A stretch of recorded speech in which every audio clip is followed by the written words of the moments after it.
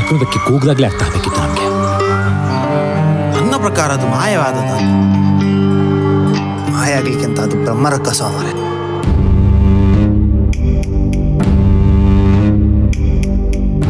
ಅರಣ್ಯ ಪ್ರವೇಶ, ಕಾಡಿಗೆ ಹೋಗಿದ್ದೀರಾ?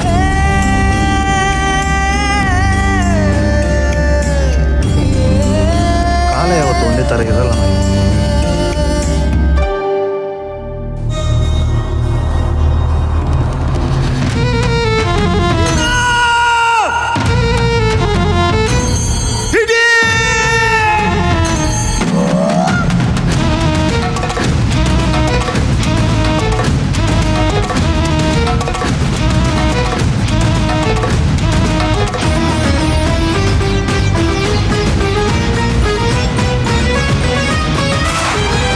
ಮಾಯೇ ಡೆನ್ನ ಡೆನ್ನ ಡೆನ್ನ.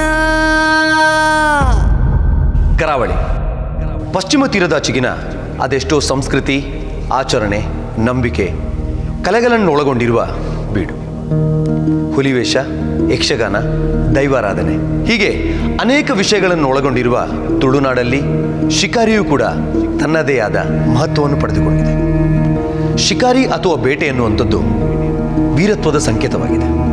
ಹಗಲೇ ಹೋಗಲು ಭಯಪಡುವಂತಹ ಕಾಡಿಗೆ ಕರಿಕತ್ತಲ ರಾತ್ರಿ ನುಗ್ಗಿ ಬೇಟೆಯಾಡುವವರಿಗೆ ನಿರ್ದಿಷ್ಟ ಗುರಿ, ಬುದ್ಧಿ, ಚಾಕಚಕ್ಯತೆ ಹಾಗೂ ಪಳಗುವಿಕೆ ಅತ್ಯಗತ್ಯ.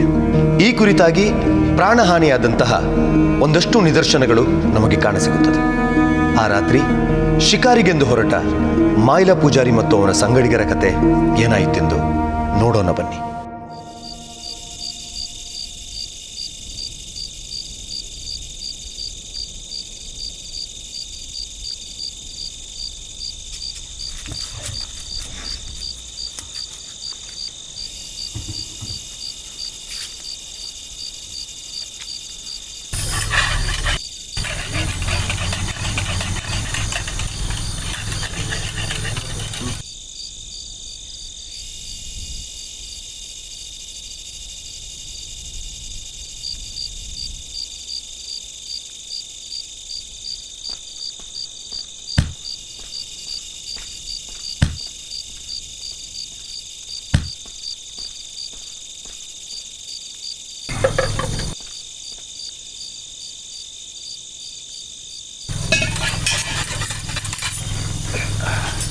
ಆರಾಮಿದ್ರಾ?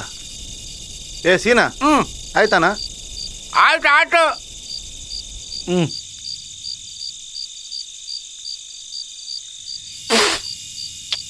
ಹಾ, ಹೊರಡು ಹೊರಡು.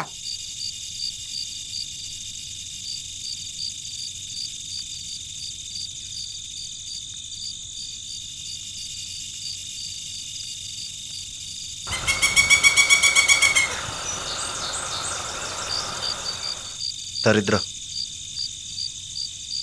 ಏನಾಗಲ್ಲ ಮೈಲ, ದೇವರಿದ್ದಾನೆ, ಬಾ. ಪುಟ್ಟ ಜಾಗ್ರತೆ.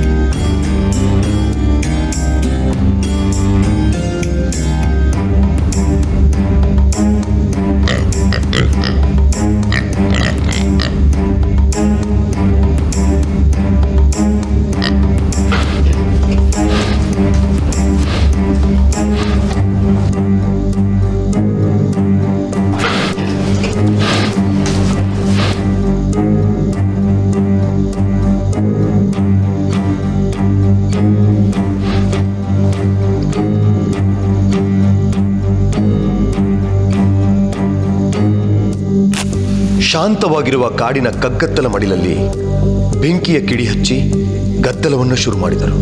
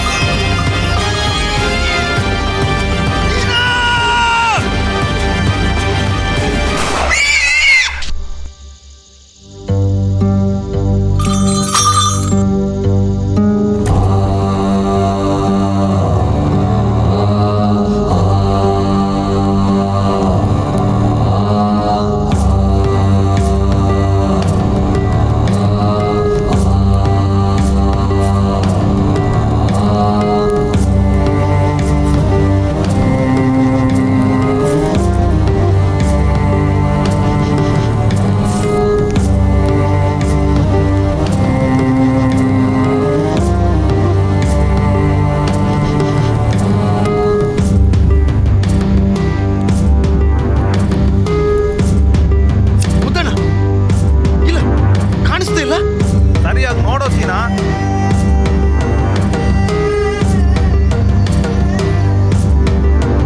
ಏ ಸೀನಾ, ಬಿಡಬೇಡ, ಹೋಗಿಡಿಯೋ. ಮುತ್ತ, ಹೋಗ ನೀನು.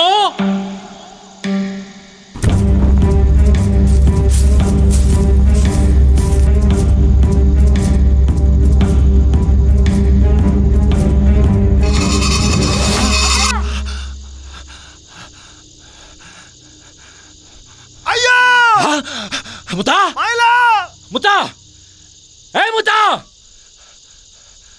ಮುತ್ತ, ಮುತ್ತ, ಏನಾಯ್ತಾ? ಏನಾಯ್ತಾ? ಮುತ್ತಣ್ಣ ಸೀನಾ, ನೋಡು.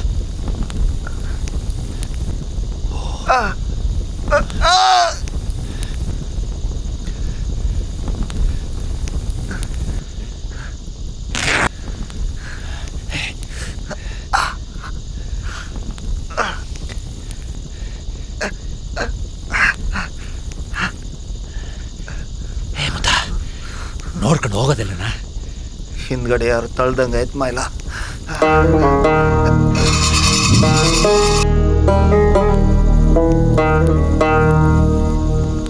ಸರಿ, ಪುಟ್ಟ ನಿನ್ನ ಜೊತೆ ಇರ್ತಾನೆ. ನಾನು ಸೀನಾ ಹೋಗಿ ಹಂದಿ ಹುಡ್ಕೊಂಡು ಬರ್ತೀವಿ. ಹಾ ಸೀನಾ, ನಡಿಯ. ಹುಷಾರು ನೋಡ್ಕೊಳ್ಳ. ಕೊಡಿಲಿ.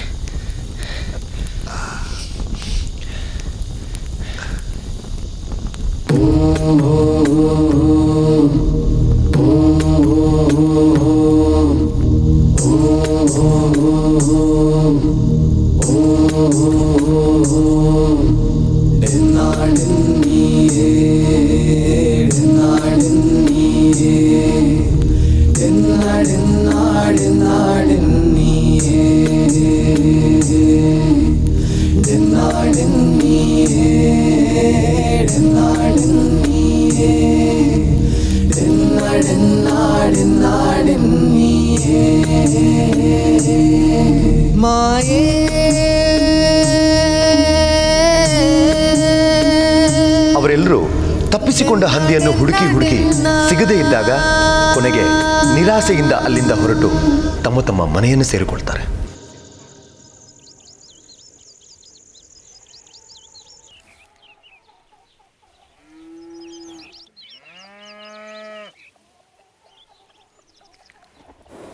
ನಾವು ಸರಿಯಾಗಿ ಹುಡುಕ್ತಿದ್ರೆ ಸಿಕ್ತಿತ್ತು ಸೀನಾ. ನನ್ನ ಕಾಲಿಗೊಂದು ಮುಳ್ಳು ಚುಚ್ಚಿ ಎಲ್ಲ ಹಾಳಾಗೋಯ್ತು. ಅದೇ ವಾಡ್ಜಕ್ಕ ಕಾಲಿಗಿಂತಾಯ್ತು ಮುತ್ತಣ್ಣ. ಶಿಕಾರಿ ಅಲ್ಲ ಮುತ್ತಣ್ಣ, ಭೂತ ಪ್ರೇತ ಓಡಾಡೋ ಹೊತ್ತಲ್ಲಿ ಆ ಗರ್ಗುಡ ಕಾಡಲ್ಲಿ ಓಡಾಡಬೇಡಿ ಅಂತ ಹೇಳಿದ್ರೆ ನಿಮ್ಗೆ ಅರ್ಥ ಆಗುದಿಲ್ಲ. ನೋಡಿ, ಅಪ್ಪ ಮಗ ಇಬ್ರು ಜ್ವರ ಬಂದು ಒಳಗಡೆ ಮಲ್ಕೊಂಡಿದ್ದಾರೆ. ಏನಾದ್ರೂ ಹೆಚ್ಚು ಕಮ್ಮಿ ಆದ್ರೆ ನಾವೆಂತ ಮಾಡೋದು? ಎಂತ ಬೇಕಾದ್ರೂ ಸಾಯ್ಲಿ, ನಂಗೆ ಗೊತ್ತಿಲ್ಲ.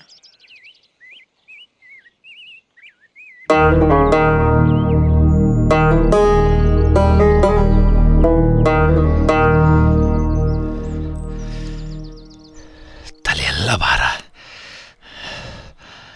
ಮೈ ಕೈಯೆಲ್ಲ ನೋವು.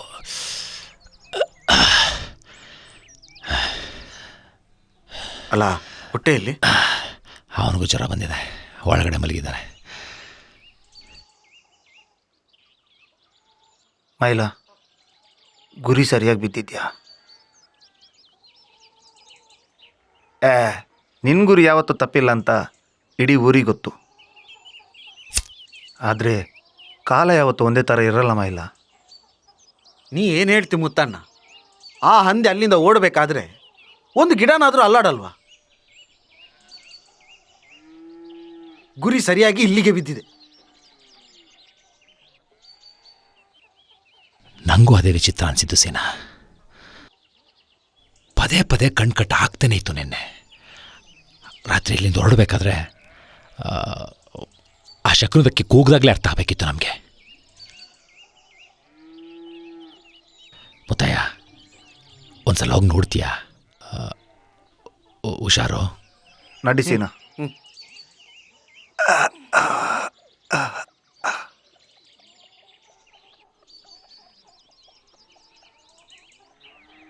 ಸೀನಾ, ಓ ಆ ಬೊಟ್ಟದ ಗುಡ್ಡದ ಕೆಳಗಡೆ ಹುಡುಕಿ. ಆಯ್ತು ಆಯ್ತು.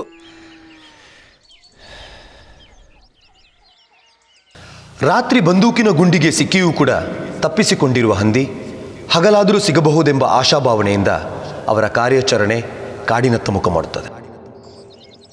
ನನ್ನ ಪ್ರಕಾರ ಅದು ಮಾಯವಾದದ ಅಂತ. ಮಾಯ ಆಗ್ಲಿಕ್ಕೆ ಅಂತ ಅದು ಬ್ರಹ್ಮರ ಕಸ ಮಾರೆ. ಹಾಗಲ್ಲ ಮಾರ, ನಾನು ನೀ ಕಣ್ಣಿಗೆ ಸರಿ ಕಂಡಿದ್ದೆಲ್ಲ. ನೀನು ನೋಡಿದ್ದೌದಾ? ಮತ್ತೆ ಅಲ್ಲ, ಕೈಗೆ ಬಂದದು ಬಾಯಿಗೆ ಬರಲಿಲ್ಲ. ಈಗ ಮಾತಾಡಿ ಎಂಥ ಪ್ರಯೋಜನ ಇಲ್ಲ. ಹೋಗಿ ಹುಡ್ಕೋ ಮೊದಲು. ಸರಿ ಹುಡುಕ್ಬೇಕು ಅದನ್ನು.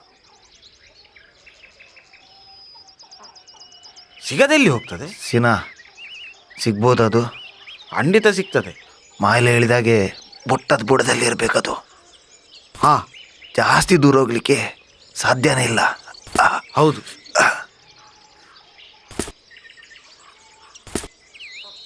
ನಿನಗೆ ಕಾಲಿಗೆ ಮುಳ್ಳು ಚುಚ್ಚಿದ ಮೇಲೆ ನಾನು ಮತ್ತು ಮೈಲಾನ್ ಎಷ್ಟು ಹುಡುಕಿದೆ ಗೊತ್ತುಂಟಲ್ಲ ನಿನಗೆ. ಮಾತಾಡಿ ಸಾಕು ಸೀನಾ. ನೀನು ಆ ಕಡೆ ಹೋಗು, ನಾನು ಈ ಕಡೆ ಹೋಗ್ತೀನಿ. ಸರಿ, ನೀನು ಈ ಕಡೆ ಹೋಗು. ಎಲ್ಲಾದರೂ ಕಾಣಿಸಿದ್ರೆ ನನಗೆ ಬೊಬ್ಬೆ ಹಾಕು. ಹಾಂ.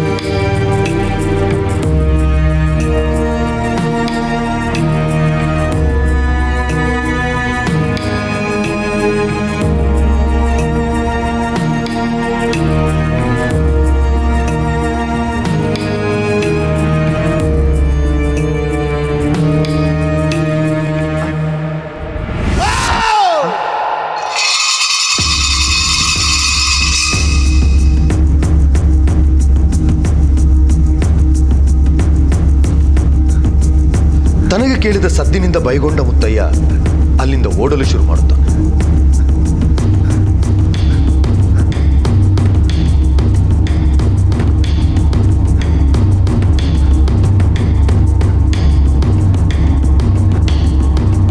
ಓಡಿ ಓಡಿ ಕೊನೆಗೆ ರಾತ್ರಿ ಹಂದಿ ಹೊಡೆದ ಗಡಿಯಲ್ಲಿಗೆ ಬರುತ್ತಾನೆ. ಅಲ್ಲಿಗೆ ಬಂದಾಗ ಅವನಿಗೊಂದು ಅಚ್ಚರಿ ಎದುರಾಗಿತ್ತು.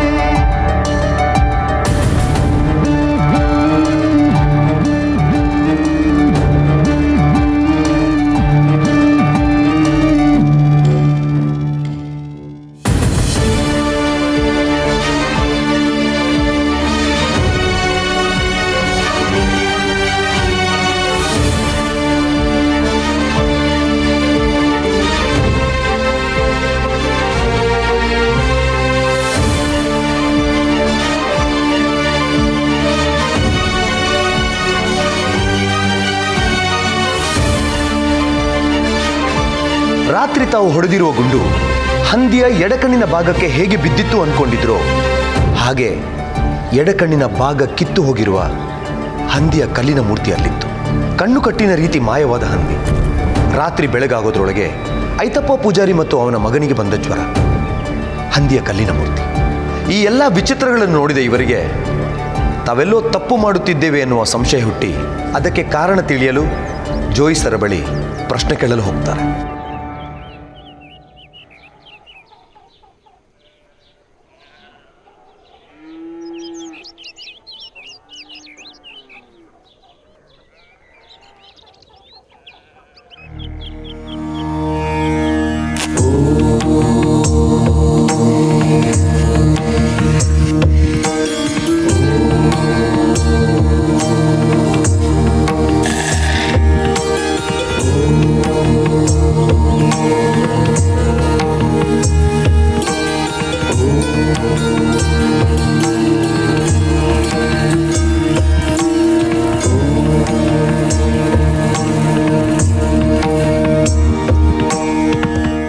ಅರಣ್ಯ ಪ್ರವೇಶ.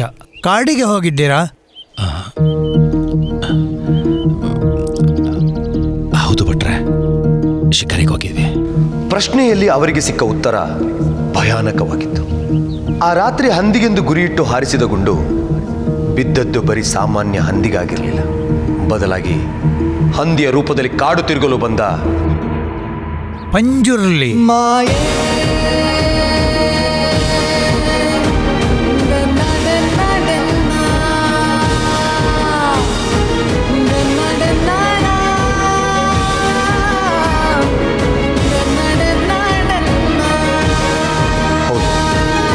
ಪಂಜುರ್ಲಿ ದೈವ. ಅದೇ ಜಾಗದಲ್ಲಿ ತನ್ನನ್ನು ನಂಬಬೇಕಂತ ದೈವ ಹೇಳ್ತಾ ಉಂಟು ಮಾಯಿಲ. ಕಲ್ಲಿನ ಹಂದಿಯ ಮೂರ್ತಿ ಸಿಕ್ಕಿರುವಂತಹ ಅದೇ ಜಾಗದಲ್ಲಿ ಕಟ್ಟೆಕಟ್ಟಿ ತನ್ನನ್ನು ನಂಬಿಕೊಂಡು ಮುಂದುವರಿಯಬೇಕೆಂಬ ಪಂಜುರ್ಲಿಯ ನುಡಿಯನ್ನು ಈಡೇರಿಸಲು ಮೈಲಾ ಪೂಜಾರಿಯವರಿಗೆ ಒಂದು ಸಂಕಷ್ಟ ಇತ್ತು. ಮೂರ್ತಿ ಸಿಕ್ಕಿರುವ ಜಾಗ ಮೈಲಾ ಪೂಜಾರಿ ಮತ್ತು ಇನ್ನೊಂದು ಮನೆಯವರ ಮಧ್ಯೆ ವಿವಾದದಲ್ಲಿತ್ತು. ಈ ವಿಷಯವು ಪ್ರಶ್ನೆಯಲ್ಲಿ ಪ್ರಸ್ತಾಪವಾಯಿತು. ನೀನು ಮೊದಲು ದೈವವನ್ನು ನಂಬು, ಜಾಗದ ನ್ಯಾಯ ಅವನೇ ನೋಡ್ಕೊಳ್ತಾನೆ.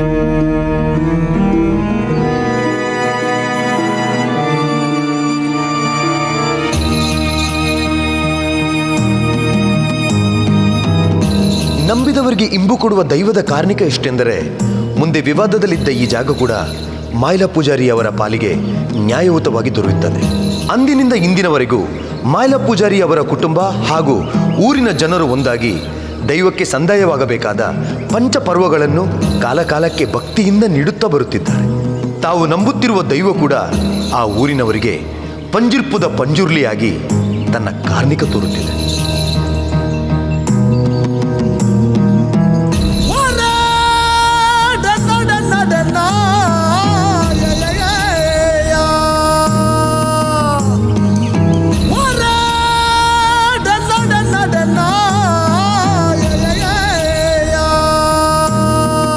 ಟಾಕೀಸ್ ಆ್ಯಪ್ ಇದೀಗ ಕೇವಲ 99 ರೂಪಾಯಿಯಲ್ಲಿ ಲಭ್ಯ.